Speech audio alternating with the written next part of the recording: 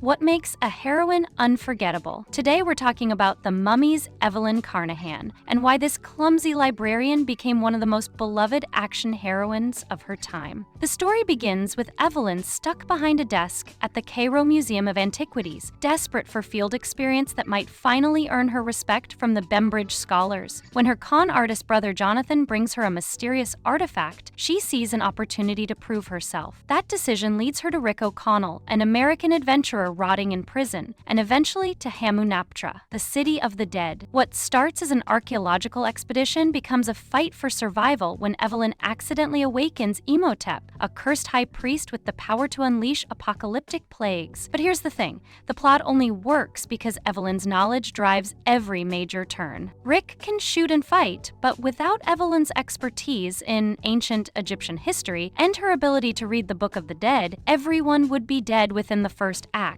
The film understands this from the beginning. Evelyn's intelligence isn't decorative. In too many blockbusters, female characters announce they're experts in something just so the script can justify why they're there, but then their knowledge never actually matters. The Mummy does the opposite. Evelyn reads hieroglyphics under pressure, translates ancient text while being chased by reanimated corpses, and solves problems that no amount of gunfire could fix. The film trusts her competence so completely that it never feels the need to have other characters validate it. When she tells Rick what they're dealing with, he listens. When she says they need to find the Book of Amun-Ra, the group follows her lead. There's no moment where she has to prove herself worthy of being taken seriously. Her expertise is treated as fact, and the story moves forward accordingly. This kind of narrative confidence feels almost startling now, in an era where so many films seem nervous about letting women be good at things, without also making them prove it over and over. Evelyn's clumsiness coexists with her capability in a way that feels completely natural. The opening scene where she topples an entire library's worth of bookcases has become iconic, not because it undercuts her intelligence, but because it makes her relatable. Rachel Weisz plays the moment with perfect comic timing, her mortified oops, capturing something deeply human, the gap between how we want to present ourselves and the chaos we sometimes create. But notice what the film doesn't do. It doesn't use her physical awkwardness as a reason to dismiss her or position her as someone who needs to be rescued from her own incompetence. She gets drunk on the boat and mangles her words while trying to sound sophisticated, and Rick finds it charming rather than pathetic. She can't throw a punch, but she can read ancient curses and argue with mummified priests. The humor emerges from the contrast between her bookish nature and the action-adventure setting she's been thrown into, not from any suggestion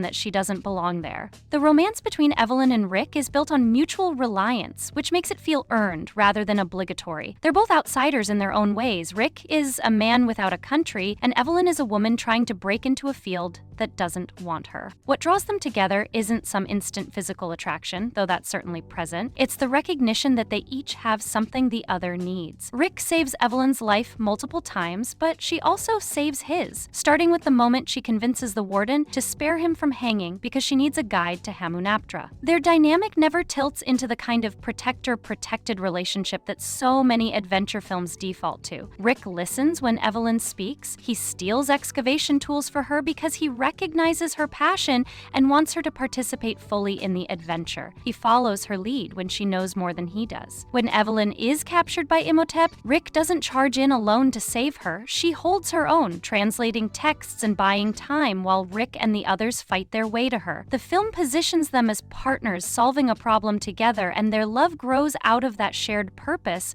rather than replacing it. One of the Mummy's smartest choices is letting Evelyn exist comfortably across multiple genres at once. She fits naturally into action, horror, romance, and comedy without ever feeling like the film has to choose which version of her to prioritize. She can be frightened when a 3,000-year-old corpse comes back to life. She can be brave when she volunteers to sacrifice herself to save her friends. She can be awkward when she's trying to flirt with Rick over whiskey. She can be decisive when she's the only person who knows how to stop Imhotep. The film allows her emotional range to mirror its own tonal confidence. She's never reduced to a single function. function or a single mood. This flexibility is part of what makes her feel real. Real people contain multitudes. Real people are scared and brave and foolish and brilliant, sometimes all in the same afternoon. Evelyn gets to be all of those things without the film treating any of them as contradictions. Evelyn endures because she feels grounded and specific. She's not a generic action heroine who could be dropped into any adventure story.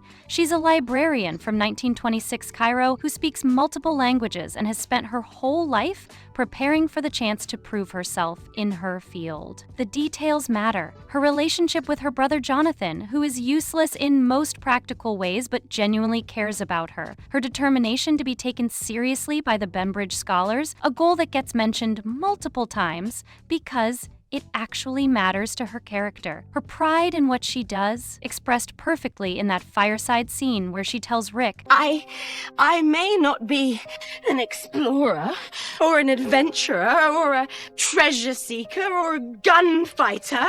I am proud of what I am. Rachel Weisz plays that line straight, with no irony or self-deprecation. Evelyn knows her value, and the film never asks her to diminish it. She represents a period when blockbusters trusted women with real narrative weight, when studios understood that you could make a $400 million adventure movie with a female lead whose primary skill set involved reading and research. Evelyn never shrinks to fit the story. From beginning to end, her curiosity drives the plot forward. Her kindness toward Rick, her loyalty to her brother, her courage in the face of supernatural horror, all of these qualities remain consistent. The film doesn't ask her to choose between her ambitions and her relationships, or between her femininity and her competence. She gets to be smart and pretty, brave and scared, capable and clumsy. The affection audiences feel for her isn't just nostalgia for a beloved childhood movie, though that's certainly part of it. It's recognition that this kind of character, written with this much care and respect, has become increasingly rare. Modern blockbusters often seem terrified of letting their heroines be genuinely intelligent without also making them physically dominant. Evelyn proves you don't need to punch your way through problems to be a compelling protagonist. Evelyn Carnahan remains beloved across generations because she represents something we keep losing and finding again in cinema: the simple premise that women can be the heroes of their own stories without having to transform into something else first. She didn't need to become tougher or more traditionally badass to earn her place in the narrative. She was always enough, exactly as she was. This is Ladies First, watching women in movies. Here we empower women by reviewing and discussing films that highlight their stories, struggles, and achievements. Don't forget to like, subscribe, and share your thoughts in the comments.